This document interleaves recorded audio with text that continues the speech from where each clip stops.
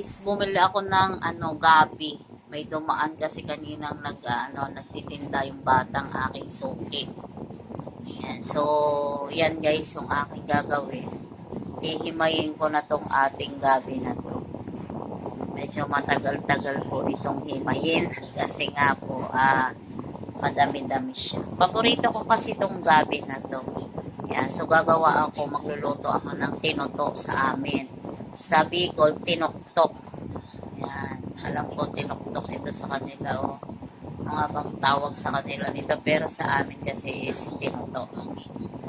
Yan. Hello guys, ito yung ating lulutuin. No? Ito yung gabi. Yan. So, hihimayin natin siya.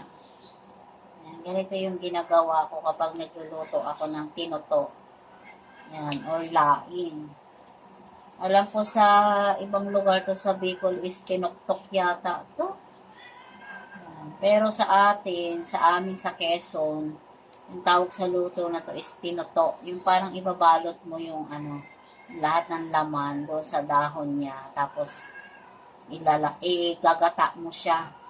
Pero lulutuin mo muna siya sa sa tubig muna. Yan. So, pakukuluan natin siya hanggang sa siya ay maluto. Yan. So, imayin lang natin yung ating gabi.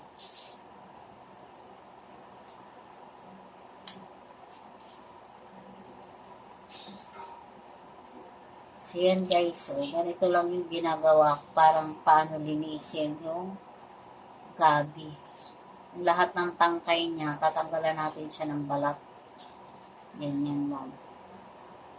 Para maluto natin. So, yung iba kasi pag nagluluto ng ganito is makati. Yan, meron siyang aftertaste kapag kinain natin. Pero ako so far naman, matagal na ako nagluluto ng ganito. Yan,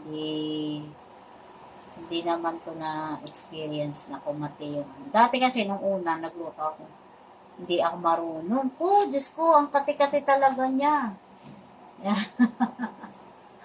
Pinag-aralan ko mabuti kung paano siya lulutuin. Kaya yan guys. Yan pala siya. Lutuin mo muna sa tubig yung mga tangkay niya. Tapos pag naluto na yung tangkay niya, saka mo siya ngayon ibabalot sa dahon. Mamaya guys, tuturo ko sa iyo kung paano yung tamang luto po nito. Tapos ito, tumatagal po ito ng medyo matagal.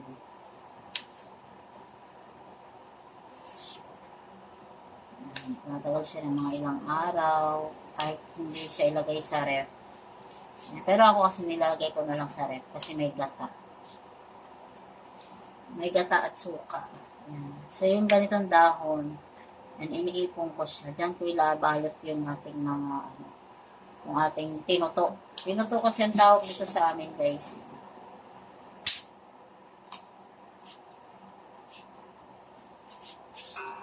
Medyo mahirap nga lang siyang i-prepare pero pag naluto naman is masarap naman po siya.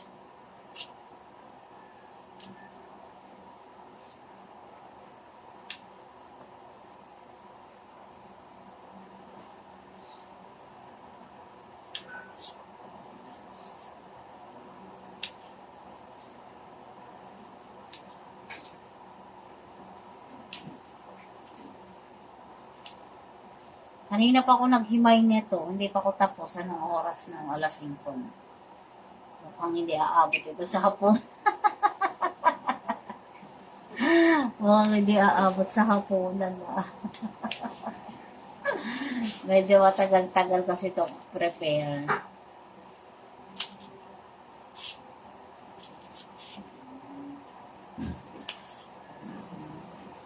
Oh, pinapay na kayo.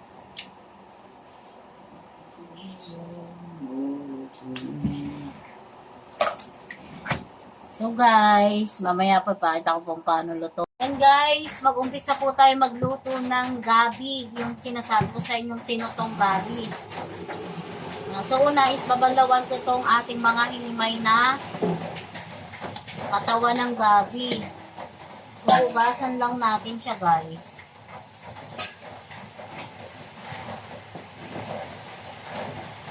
Hugasan natin siyang mabuti.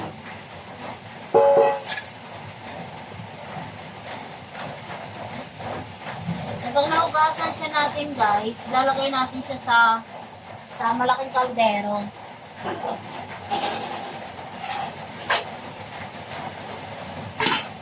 Ilalagay natin siya dito. Pakukuluan po natin siya ng tubig.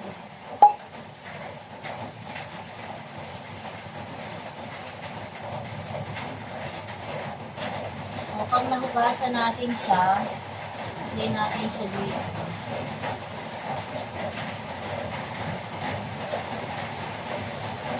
Lulutuin muna natin to guys sa tubig at asin para mayroon na siyang lasa. Hintayin lang natin siya maluto. So ilagay natin siya dito sa ating kaldero.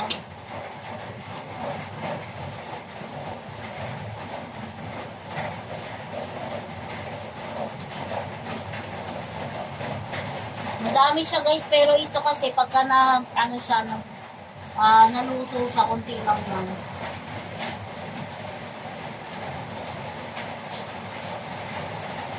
So lagyan natin siya ng tubig.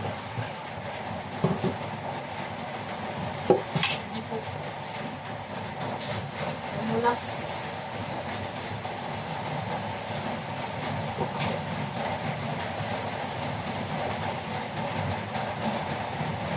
Kalahati lang yung nilagay ko dito ng tubig guys. Kasi makaano naman siya,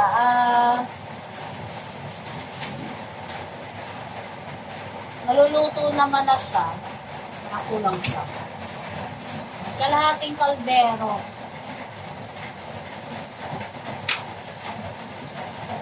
Tapos lagyan natin po siya ng asin.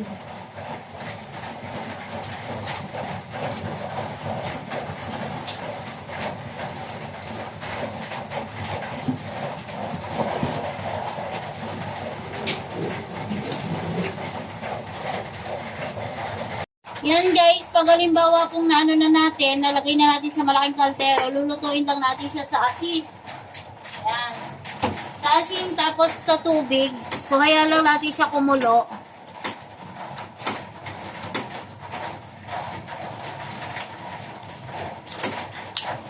Yan. Hintayin lang natin siyang maluto. Hanggang sa kumulo yung ating gabi. Hintay ng ating mga gabi, hugasan naman natin itong mga dahon niya. Yan. So, yung ating mga dahon. Mapapansin nyo guys, mayroon siyang mga sirang gabi. So, ang gagawin ko dito, itatabi ko siya para, lalagay ko siya sa ilalim. Para hindi masunog yung ating lulutuin. Yung mga sirang gabi, isi-separate natin yung dahon. Kaya yung mga ganyan. Kasi yung iba talaga, minsan tinutuyo pa nga nila to.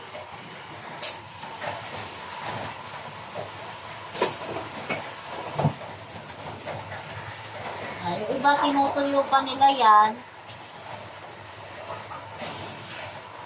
Pero ako kasi, ang gagawin ko dito sa mga sira na dahon is hugasan natin mabuti. Ilalagay natin siya sa ilalim.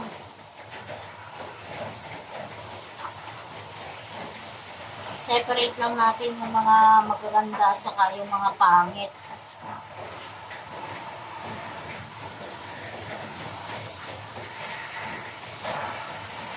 Ilalagay natin siya sa ilalim ng ating gagawing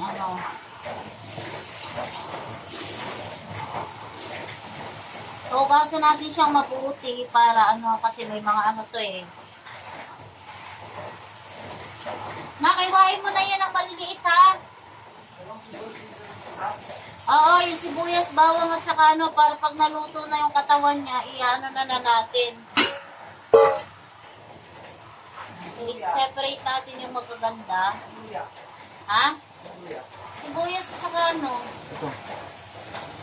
Wala na? Lahat ko na ba? Lahat mo na yung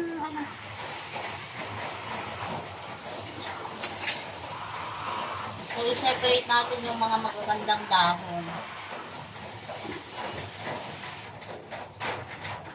Yung mga pangit, ating ilalagay sa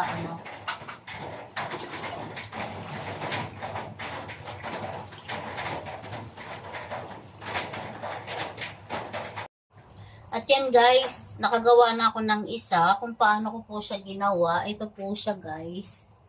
Yung babalutin natin guys, yung ating laing. So lalagyan natin siya ng laman. Ito yung sibuyas, bawang, at saka luya. So lalagay lang natin siya sa gitna. Tapos lagyan natin ng, yung tangkay na pinakuluan natin ng gabi. So ilagay din natin siya sa gitna. Tapos lalagyan natin siya ng dilis. Ito po yung dilis natin. Lagyan natin siya sa gitna. Tapos ating pong babalutin siya. Yan po yung ating gagawin. Tapos tatalian po natin. Yan guys oh. Yan. Tapos ating itatali yung ating laing. Yan. Lalagyan natin siya ng tali. So, yung procedure natin, ulit-ulitin lang po natin.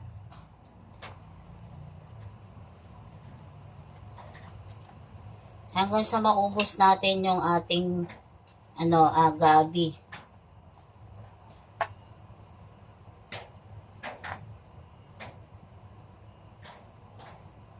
So, nakakadalawa na po tayo.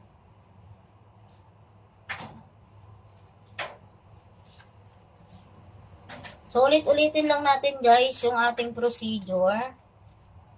So, lagyan natin ulit natin itong Tapos itong ating yung tangkay ng ating gabi, lagay lang natin siya dito. Tapos lagyan natin siya ng dilis. Yan, so ilagay natin siya sa gitna. Tapos babalutin ulit natin. So ganyan lang po guys yung paggagawa ng ating tinuto.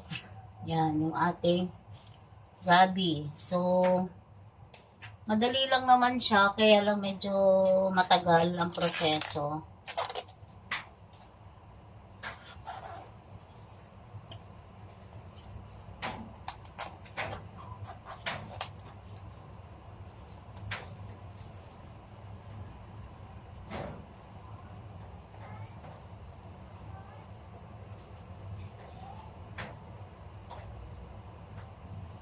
Lagyan natin siya ng 2 tasang tubig. So, pakukuluan natin yung ating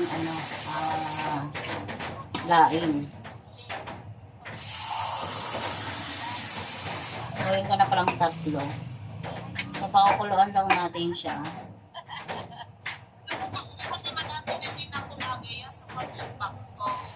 Then, lalagyan natin siya ng asin.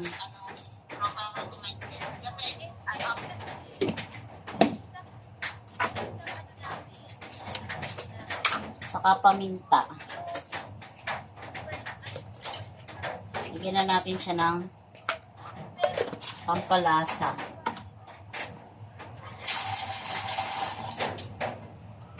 Tapos sasalang na po natin siya sa ating kalan.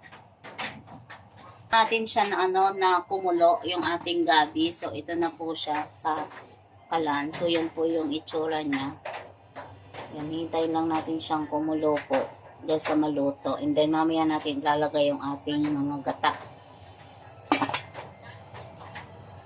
So, medyo kumukulo na po yung ating gabi. So, hihintayin lang po natin na kumaunti po yung tubig natin bago natin ilagay yung ating pangalawang gata. So, ganyan po siya niluluto yung ating tinuto. Yan guys, kapag ganito na po yung water natin, so ilagay na po natin yung ating pangalawang gata. So yan guys, lalagay na natin yung ating pangalawang gata.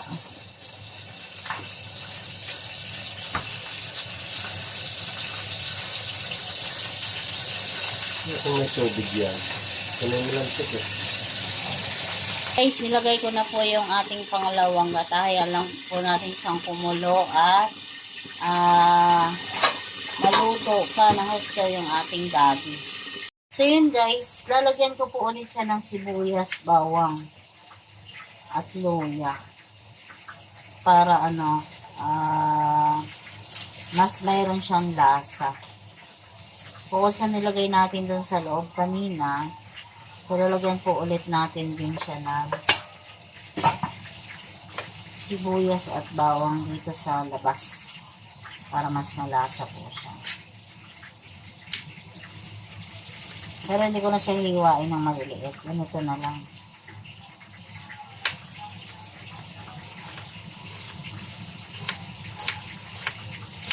Tapos lagyan din siya natin ng bawang. Guys, ito ilalagay po ulit natin doon sa ating ginataan na gabi. So, para meron siyang lasa. Silagyan po ulit natin ng sibuyas, bawang at luya yung ating ginataang laing. Para magkaroon po siya ng lasa ulit. Kasi meron na siya kanina pero nandun sa loob. Ito po, nilagyan ko po ulit para lalo mas malasa. Yan guys, kapag ganito na po ulit yung tubig ng ating pangalawang gata, medyo naiga-iga na. So, ilalagay na po natin yung ating kakanggata. And guys, nilagay ko na po yung ating kakanggata. So, hihintayin lang natin po siya guys na kumulo. Hindi na po natin siya tatakpan para po lumapot po lalo yung kanyang gata. Hinaan lang po natin yung ating kalan, ating apoy. Tapos guys, lalagyan po natin siya ng suka. Ito po yung sukang ilalagay natin. So, ilalagay lang po natin sa kanya. Yan, hintayin natin pong maluto ulit. Hindi na po natin siya tatakpan para wag kumorta yung ating gata. So, yan po yung ating ginataang tinuto. So, yan guys, hintayin lang natin siyang kumulo at maluto ulit yung ating kakanggata. Guys, luto na po yung ating ginataang tinuto. Yan. So, ito po yung gabi na niluto ko. So, luto na po siya. Ayan, konti na lang yung sabaw. Yan, hindi na po namin inabot na maghapunan kasi naluto po siya is magte 10 o'clock na po ng gabi. Kaya for tomorrow na lang po itong ulam natin na ito. Yung ating ginataang gabi. Yan. Thank you guys.